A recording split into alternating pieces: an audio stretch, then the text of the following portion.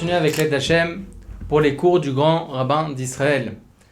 On avait développé dans les cours précédents en ce qui concerne l'interdit de Amir Alegoy. Amir Alegoy, pour rappel, c'est interdit de demander à un non-juif de faire pour moi une melacha, un travail qui est pour moi interdit durant Shabbat, de lui demander pendant Shabbat de faire pour moi.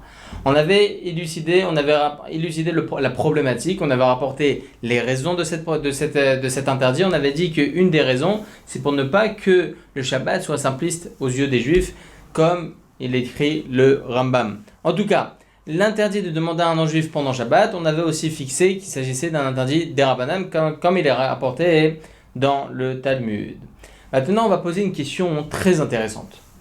Le Bet Yosef, Siman 253, ainsi que le Shulchan Aruch, Siman 307, rapportent un klal.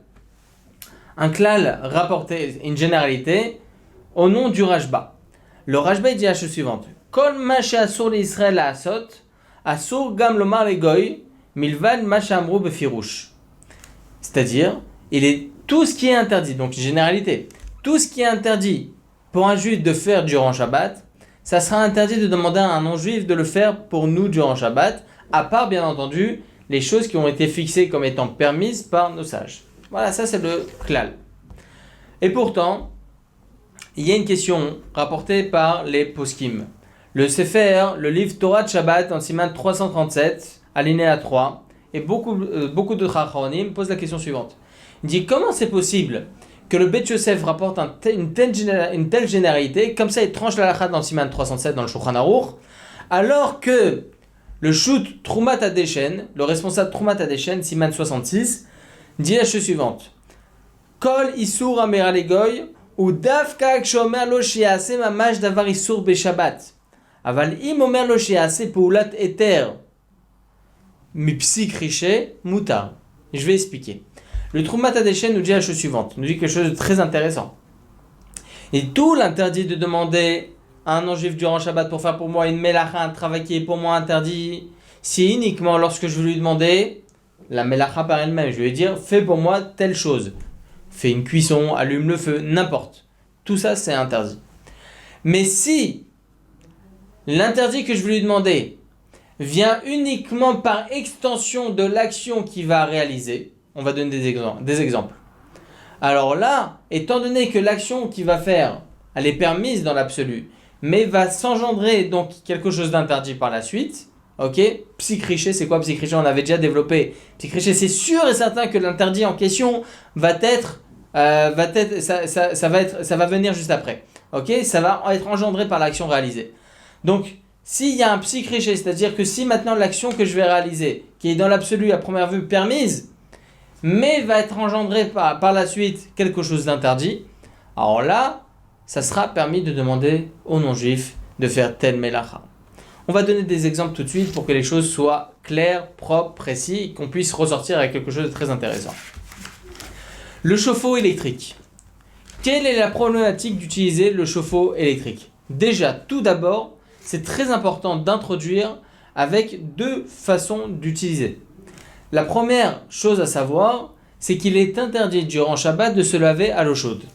Ça, c'est la première chose. C'est interdit de se laver à l'eau chaude, que ce soit une eau chaude chauffée au soleil, n'importe. On ne va pas rentrer dans les détails pour le moment. En tout cas, interdit de se laver à l'eau chaude. Pour quelle raison? Mishum Gzerat Abalanim.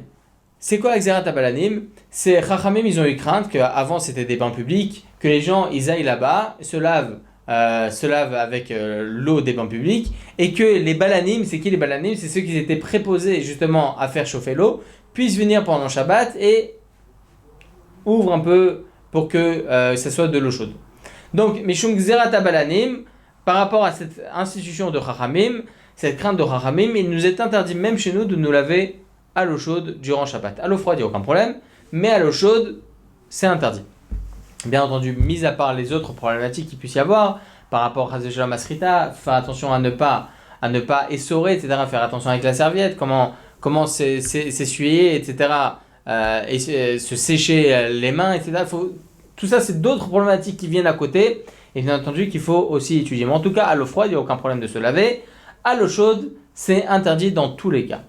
Alors, le chauffe-eau électrique, on va se poser la question par rapport à d'autres cas qui sont permis. Comme quoi, Le Shulchan Aruch nous dit qu'il est permis de se laver à l'eau chaude, les mains, les pieds et la figure. Ce sont les 3 choses qui sont permises. On ne se lave pas tout le corps, on ne se lave que ces 3 choses-là. Donc se laver à l'eau chaude, les mains, les pieds et la figure, il n'y a aucun problème. Donc, par extension, j'ai envie de faire ma vaisselle, on est en plein hiver, j'ai envie de faire ma vaisselle, et là, l'eau elle est gelée, ok, elle est congelée, et j'ai pas envie de faire ma vaisselle avec une eau froide congelée de cette façon-là, donc j'ai envie d'allumer, juste ouvrir le robinet du côté chaud. Est-ce que j'ai le droit pendant Shabbat ou pas? C'est un chauffe-eau électrique. Alors, il faut savoir, pour comprendre la halakha, pour en arriver à une conclusion halachique, il faut comprendre le procédé. Il faut savoir que dans le chauffe-eau électrique, on ne parle pas d'un chauffe-eau au gaz où il y a une flamme qui va s'allumer. Ça, c'est évidemment que c'est interdit. On ne parle pas de ça. On parle d'un chauffe-eau électrique. Comment ça se passe le chauffe-eau électrique? C'est qu'il y a de l'eau chaude à l'intérieur de la tuyauterie qui est présente. Et lorsque je vais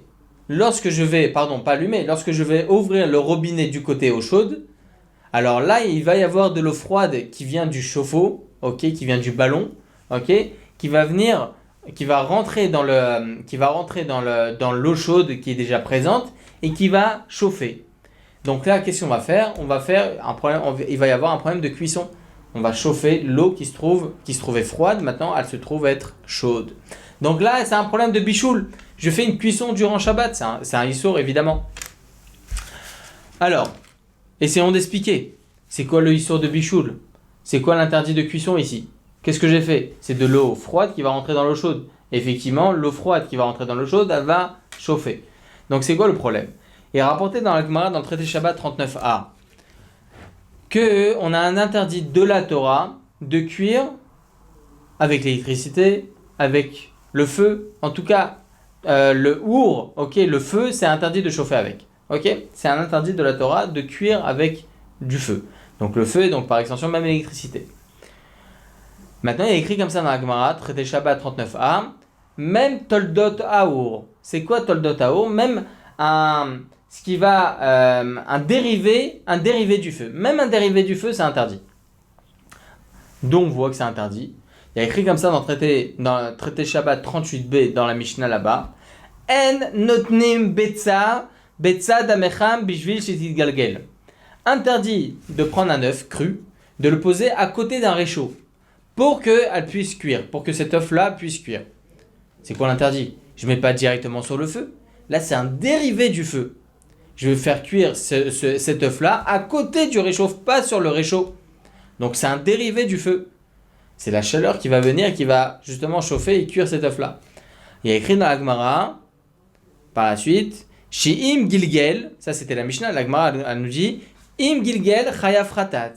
S'il a fait cela, il a posé cet œuf-là à côté du réchaud, il sera dans l'obligation de rapporter un sacrifice de Khatat, donc parce qu'il a fauté. C'était au temps du Beth Amikdash, évidemment. Lorsqu'on parle de Korban, lorsqu'on parle de sacrifice, automatiquement il s'agit d'un interdit de la Torah. On ne peut pas rapporter un Korban, un sacrifice, parce qu'on a transgressé un interdit d'ordre rabbinique. Non.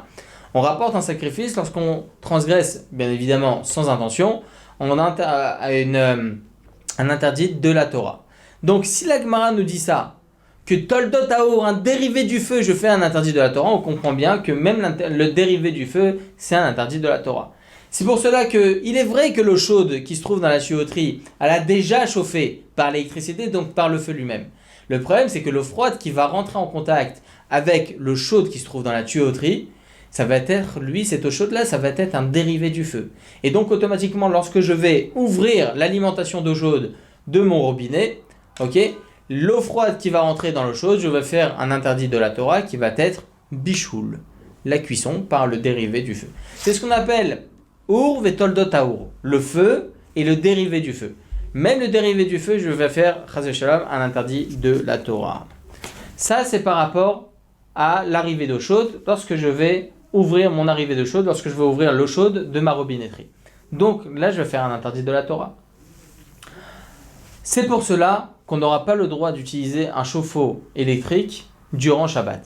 Et que ce soit pour se laver entièrement, qu'on a dit que là, il s'agissait d'un premier problème qui n'a aucun rapport avec la cuisson, mais il y a aussi le problème de cuire durant Shabbat, et que là, donc, on se trouve dans la problématique de cuisson durant Shabbat. Ça, c'est par rapport au brûleur. pardon, comme ça s'appelle en Israël brûleur, mais en fait c'est un chauffe-eau électrique. Est-ce qu'on a le droit donc de demander à un non-juif durant Shabbat qu'il ouvre pour moi le robinet d'eau chaude? J'ai mon robinet qui est là, j'ai envie de faire ma vaisselle dans mon lavabo, et je vais demander au non-juif, j'ai un non-juif à la maison ou bien à côté d'un voisin à moi, je vais dire s'il te plaît, est-ce que tu peux m'ouvrir le robinet du côté eau chaude? Est-ce que j'ai le droit de faire ça durant Shabbat ou pas? Alors on a dit que quoi? On a dit tout ce qui est interdit pour moi de faire durant Shabbat, comme on l'a bien défini ici, c'est interdit de faire pour moi durant Shabbat, ouvrir ce robinet. Ça sera interdit de demander à un non-juif de le faire pendant Shabbat. Et pourtant, le Troumat Hadeshen vient nous apprendre que tout ce qui est psychriché, c'est permis de demander aux non-juifs pendant Shabbat. C'est quoi psychriché? On l'a développé au préalable, on l'a expliqué, mais je vais le répéter pour notre cas à nous, personnel. Il y a écrit quoi ici? Il y a écrit que, enfin, comment ça se passe? Lorsque je vais ouvrir mon robinet, il va y avoir l'eau froide qui va rentrer dans l'eau chaude. Est-ce que l'ouverture du robinet par elle-même, est-ce que l'ouverture stam comme ça, est-ce que juste ouvrir le robinet, c'est un interdit en soi? Non, ce n'est pas un interdit en soi. Parce que c'est une robinetterie, c'est ni électrique ni rien, il n'y a rien qui est fait. Donc ouvrir cette robinetterie, en réalité, il n'y a aucun problème. Dans l'absolu, c'est autorisé. La problématique, c'est ce qui va en résoudre de cette action. L'action par elle-même, elle est permise, mais ce qui va en résoudre de cette action, ça va être interdit. L'eau froide dans l'eau chaude. C'est ce qu'on appelle psychriché.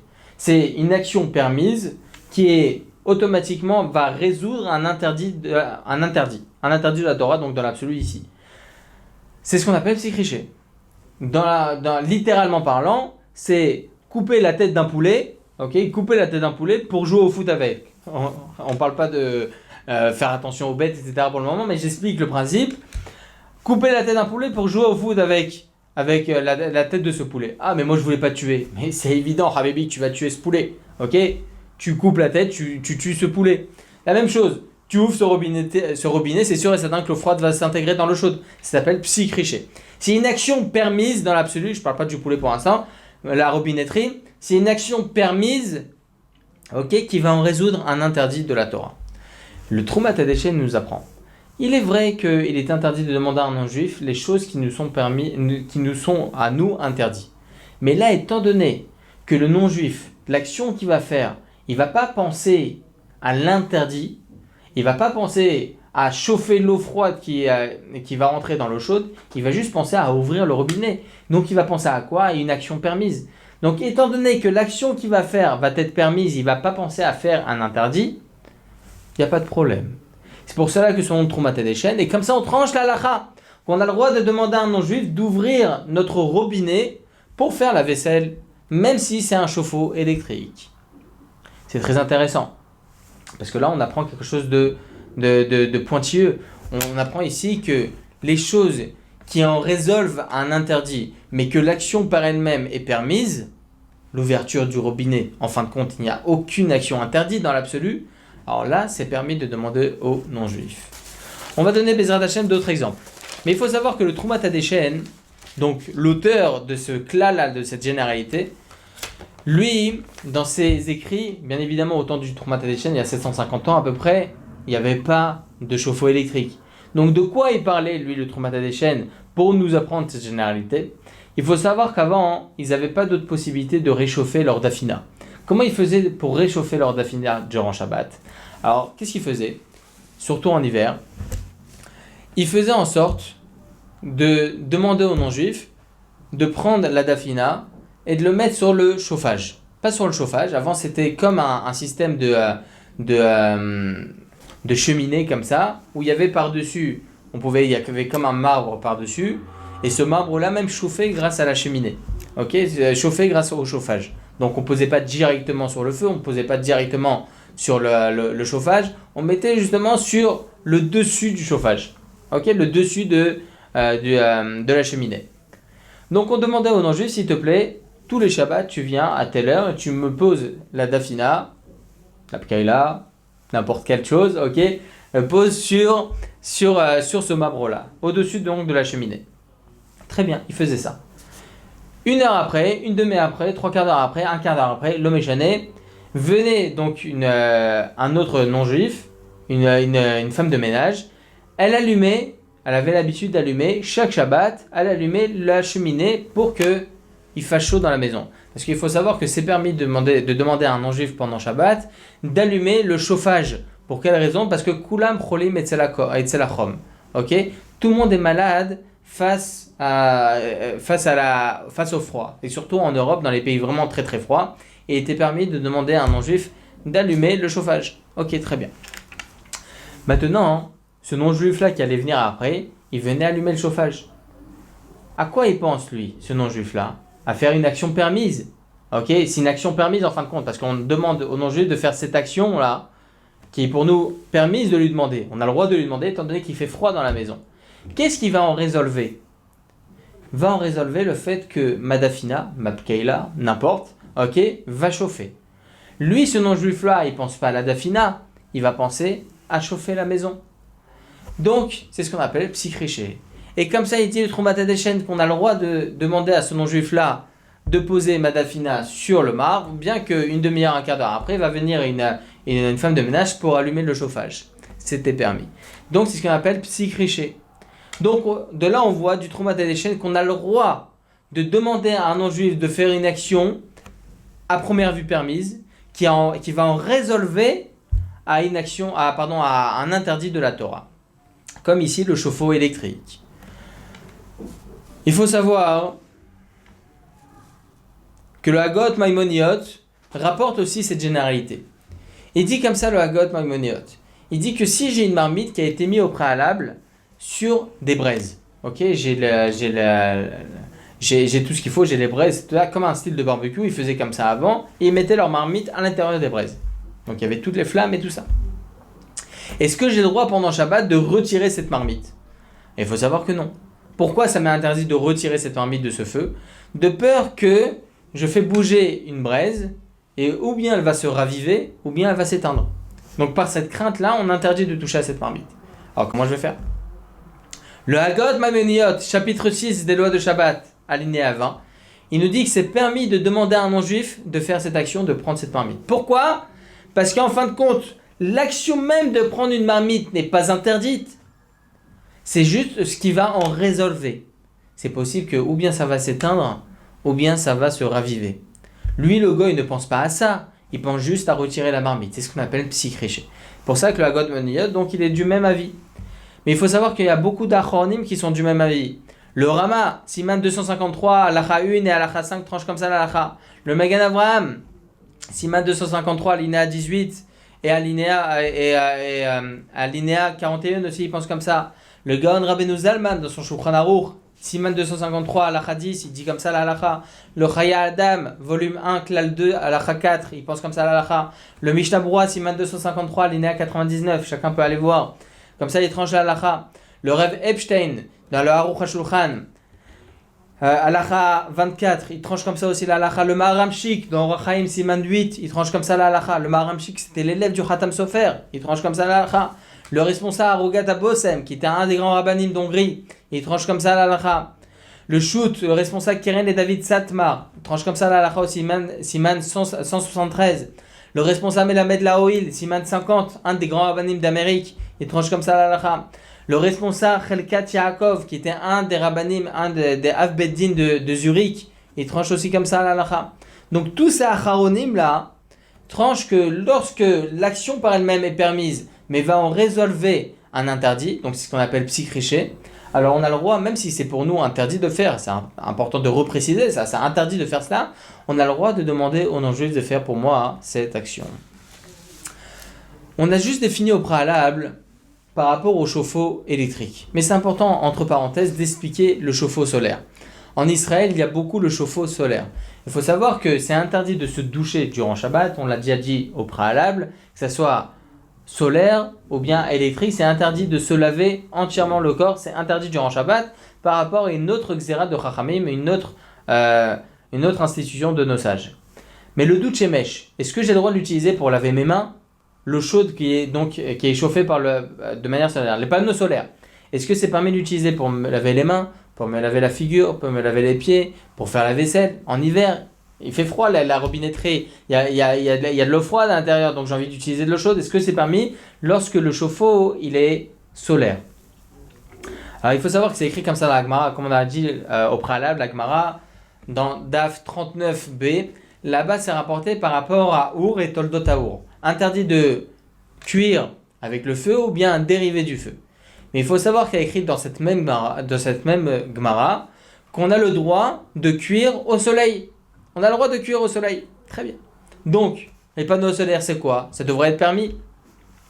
Il faut savoir que le Rabbi Yitzhak Yaakov Weiss, un des grands rabbanim de Strasbourg à l'époque, il avait tranché comme ça la halakha. Il avait dit comme ça dans le volume 4, Siman 44, dans son responsa. Il tranche que c'est permis d'utiliser les panneaux solaires, d'utiliser sans aucun problème, d'utiliser pour laver la vaisselle, etc. Il n'y a aucun problème. Il n'y a pas de problème de cuisson. Parce que comment ça se passe? C'est la même chose que la cuisson au chauffe-eau électrique. La problématique c'est quoi? C'est que l'eau froide va rentrer en contact avec l'eau chaude et ça va cuire. Donc on devrait dire que ça devrait être interdit. Le problème c'est qu'il y avait un problème de compréhension sur les panneaux solaires. Aujourd'hui on a beaucoup plus de compréhension et comme ça il tranche Maran Arav Yosef Zichrono Livracha et dit que les panneaux solaires, comment ça se passe? En réalité les panneaux solaires, c'est pas directement solaire, c'est un dérivé du soleil. Pourquoi? Parce qu'en fin de compte, il y aura sur les tuyauteries des panneaux solaires, il y a des vitres comme ça, panneaux solaires, il y a des tuyauteries noires. Ce noir-là, c'est comme un chomer, c'est comme un extrait biologique, chimique, qui va justement imprégner les rayons solaires. Les rayons solaires, ils vont être imprégnés par cette substance noire et il va faire justement en sorte de pouvoir concentrer tous les rayons solaires qui va justement chauffer cette eau-là de manière beaucoup plus importante. Ça va chauffer vraiment de manière très importante, vraiment très très chaud. Et donc en fin de compte, c'est quoi qui va chauffer l'eau chaude? C'est quoi qui va chauffer l'eau chaude? C'est ce chomer-là, c'est cette substance noire. Donc l'eau froide, lorsqu'elle va rentrer en contact avec l'eau chaude, elle va chauffer grâce à un dérivé du soleil, et non pas directement du soleil. Il y a écrit quoi dans la Gemara 39b? Il y a écrit quoi? Que Chachamim, ils ont institué un interdit de faire chauffer par un dérivé du soleil. Chauffer par le soleil, c'est permis, mais un dérivé du soleil, c'est interdit. Pourquoi? De peur qu'on en arrive à chauffer aussi par un dérivé du feu. Donc en fin de compte, Chachamim nous ont interdit de chauffer par un dérivé du soleil.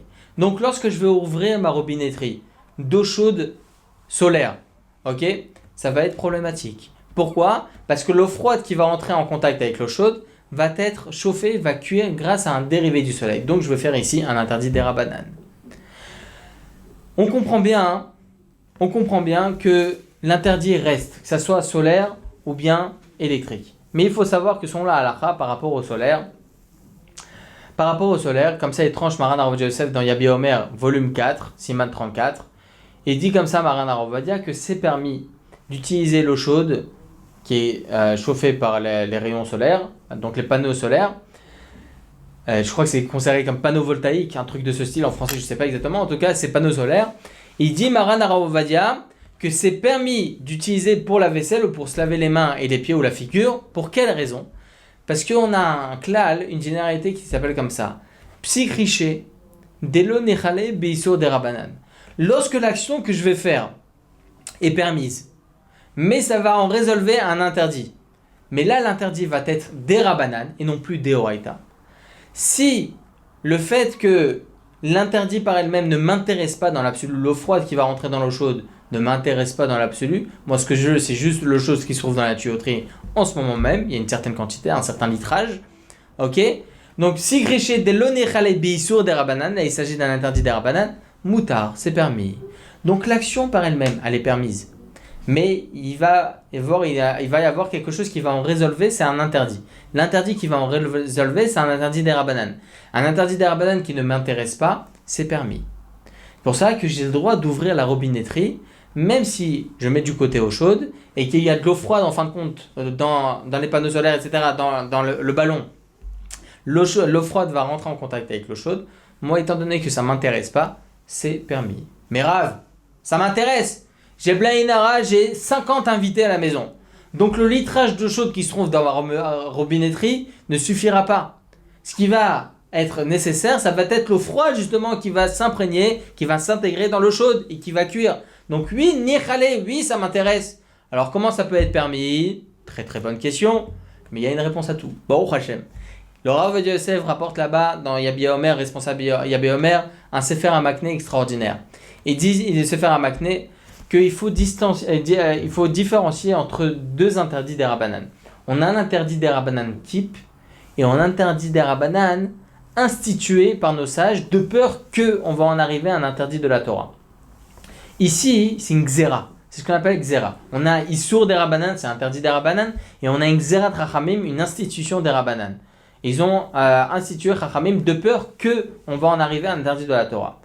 Ici, c'est de peur qu'on en arrive à cuire par un dérivé du feu. L'interdit de chauffer et de cuire au dérivé du soleil, c'est uniquement de peur qu'on en arrive à cuire par un dérivé du feu. Donc, étant donné qu'il s'agit d'une Xéra, étant donné que c'est juste une institution, c'est une institution des Rabbanan, il dit, le Sefer HaMakneh, dans ce cas-là, même si c'est Nichalé, même si en fin de compte, ce qui va en résolver, l'interdit des Rabbanan qui va en résolver de mon action permise dans l'absolu, ce qui va en résolver, c'est l'interdit des Rabbanan, mais qui va m'intéresser, même si ça m'intéresse, c'est permis. Alors il est vrai qu'on ne tranche pas comme ça la halakha, mais on se tient sur ce Sefer HaMakneh pour justement être mekel et de pouvoir ouvrir la robinetterie sans aucun problème.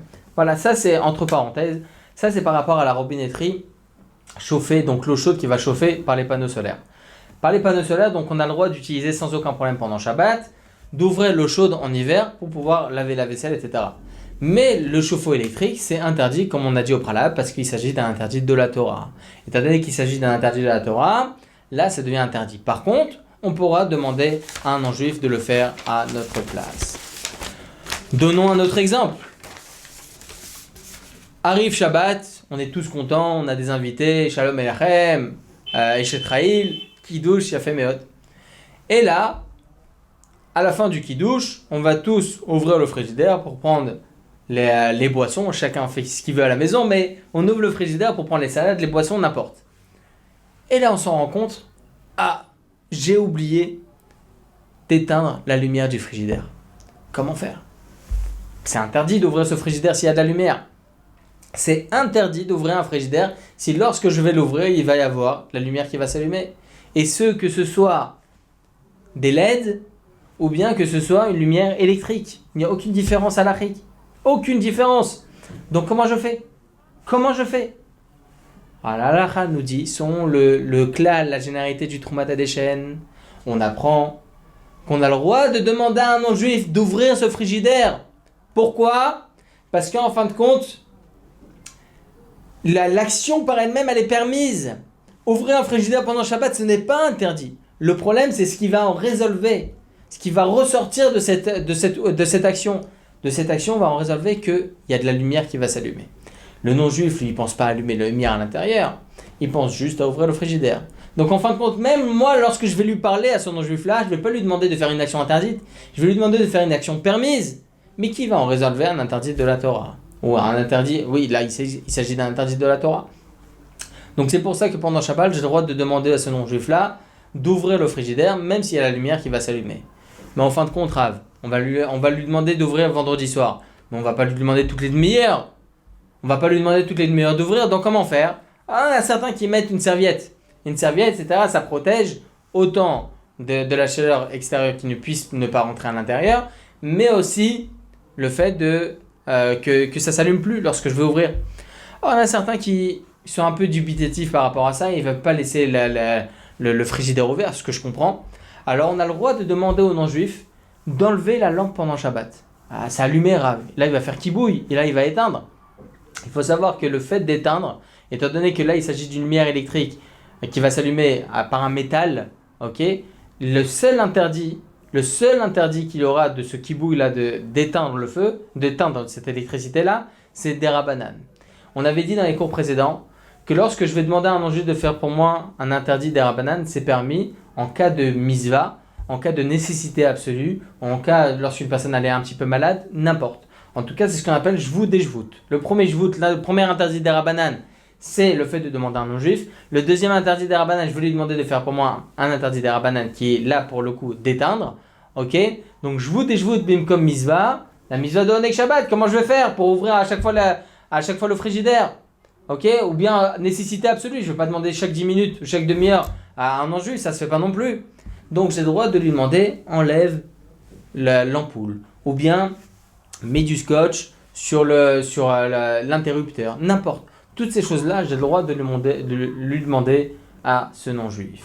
Ok, voilà, encore une fois, par rapport à Psik Riché, donc c'est permis de demander aux non-juifs d'ouvrir la robinetterie, d'ouvrir le robinet du côté eau chaude, même si c'est un chauffe-eau électrique, pour justement laver la vaisselle, ou bien se laver les mains, ou bien laver sa figure, ou bien laver ses pieds, c'est permis. On a le droit de demander à un non-juif d'ouvrir le frigidaire, dans le cas où on a omis de retirer de la lumière à l'intérieur avant Shabbat. On a même le droit de lui demander d'enlever la lampe qui se trouve à l'intérieur. Juste, c'est important de préciser, parce qu'il faut savoir, l'interdit d'éteindre, il est de Horaïta, il est de la Torah.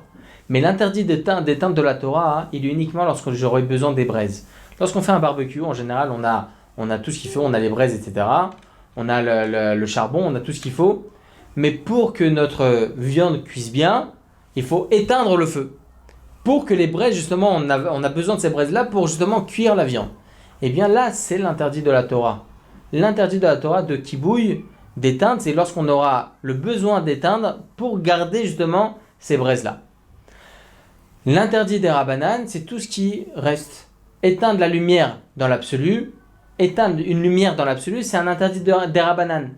Mais Chaz v'Shalom, c'est interdit de demander à un non-juif de le faire, si ce n'est dans un cas de nécessité absolue. Lorsque par exemple, il y a une personne qui est malade à la maison, une personne elle est malade, elle a besoin de se reposer pour être mieux physiquement, on a le droit donc de demander à un non-juif d'éteindre la lumière, il n'y a pas de problème, parce qu'encore une fois, c'est jvoud bimkom choli. La personne elle est un petit peu malade. Très bien. Fermons la parenthèse par rapport à ça. On va rapporter un dernier exemple, c'est par rapport à touiller dans une marmite sur la plata. Il faut savoir que c'est important de préciser, mettre un plat sur la plata durant Shabbat, c'est pas interdit. Il n'y a aucun problème de poser un plat majoritairement sec, sur la plata durant Shabbat. Pour quelle raison? Je vous explique le truc. Il faut savoir qu'on a un interdit qui est rapporté dans la Gemara de Chazara, qu'on n'a pas le droit de remettre sur le feu un plat durant Shabbat. Pour quelle raison? Pourtant, ce plat-là, il a cuit à 100% la veille de Shabbat. Il est cuit à 100%, donc il n'y a plus de problème de cuisson pendant Shabbat. Donc c'est quoi la problématique? La problématique, c'est Mirzé Kemevachel. Les gens, ils vont penser à l'extérieur, même si je me trouve dans le désert, ne regardez pas ça comme étant maritime, les gens, ils vont voir de l'extérieur. Non. Mirzé Kemevachel, c'est visible aux yeux des gens, entre parenthèses, entre guillemets, c'est visible aux yeux des gens que là, je vais cuire. Donc les gens, ils vont croire que voilà, je suis en train de cuire. Donc c'est ce qu'on appelle Mirzé Kemevachel, c'est pour ça que c'est interdit de remettre sur le feu un plat durant Shabbat, même s'il a cuit à 100%. Très bien. Maintenant, est-ce que j'ai le droit pendant Shabbat de remettre sur la plata ou bien de mettre sur la plata? Il a cuit à 100%, j'ai mis ce plat-là au frigidaire vendredi et j'aimerais maintenant le sortir pour Shabbat midi, le mettre sur la plata. Il est froid. Est-ce que j'ai le droit de le mettre sur la plata ou pas? Maran Harav Ovadia Yosef Zechronah Livracha, il tranche qu'une plata n'est pas considérée comme étant Mirzé Kemevachel. Jamais on prend une plata en semaine et on cuit dessus. On ne cuit jamais sur une plata, ça n'existe pas. Donc étant donné que cette, entre guillemets, Mirzé Kemevachel, ce maritaïn, cette crainte que les gens vont penser que je suis en train de cuire, n'existe plus, c'est pour ça qu'il n'y a aucun problème durant Shabbat de remettre un plat sur la plata. Attention, bien évidemment, on ne parle pas d'un plat liquide. S'il s'agit d'un plat liquide, alors c'est interdit de le mettre sur la plata par rapport à bichoul achar bichoul. Il y a une cuisson après cuisson, on ne va pas rentrer aussi dans les détails. Baruch Hashem, il y a beaucoup à développer. La Torah elle est très très vaste. Mais en tout cas, si un plat est majoritairement liquide, comme par exemple une soupe, j'ai pas le droit de la mettre sur la plata durant Shabbat si elle est froide. Sauf si la plata elle est éteinte et qu'elle va s'allumer 10 minutes après. Bon, c'est pas le moment de développer. En tout cas, est-ce que j'ai le droit pendant Shabbat? Je vois ma marmite comme ça, j'ai ma marmite et je vois qu'il faut remuer quand même à l'intérieur. C'est quelque chose que j'ai mis au préalable, j'ai mis sur le feu, ou bien j'ai mis sur une mijoteuse à la veille de Shabbat. Je l'ai mis la veille de Shabbat et là ça cuit pendant Shabbat. Il n'y a aucun problème. Maintenant, dans cette mijoteuse-là, il y a mon plat. Et j'essaie de voir maintenant, est-ce que c'est bon, est-ce que c'est assez cuit, est-ce que c'est peut-être pas assez cuit. est-ce que j'ai le droit de remuer ou pas? C'est interdit de remuer. Pourquoi? Parce que dans le ta'alir de la cuisson, dans les étapes de la cuisson, il y a aussi le fait de touiller avec une louche, ok? De touiller avec une cuillère en bois.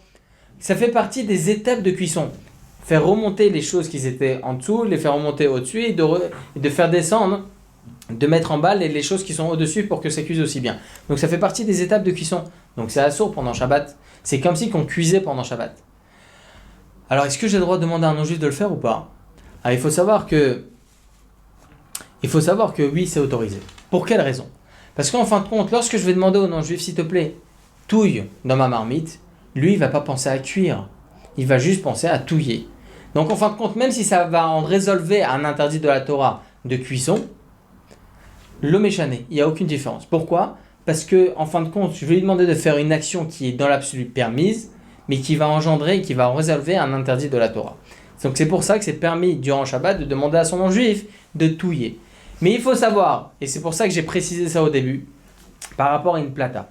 Si j'ai ma marmite sur la plata, c'est un aliment qui est cuit à 100%. C'est cuit, que ce soit liquide ou pas liquide, c'est cuit à 100% et il est sur ma plata. Est-ce que j'ai le droit pendant Shabbat de touiller à l'intérieur?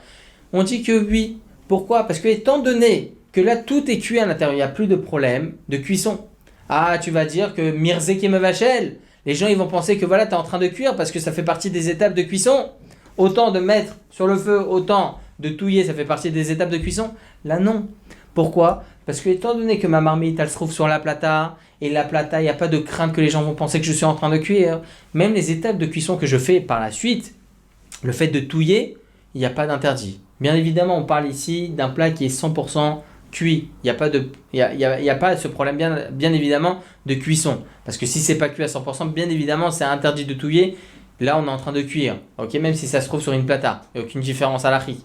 Tant que je touille alors que c'est pas encore cuit, là, je fais partie des étapes de cuisson, donc c'est interdit. Mais si ma cuisson, elle est à 100%, là, c'est mon plat qui est sur la plata pendant Shabbat, et j'ai envie de servir directement de la plata. Ou bien j'ai envie de touiller un petit peu pour voir si tout est pris, que ça colle pas à l'intérieur et tout ça. Il n'y a aucun problème. Je sais que ça va choquer certaines personnes, mais il faut connaître les raisons d'un interdit pour comprendre les permissions.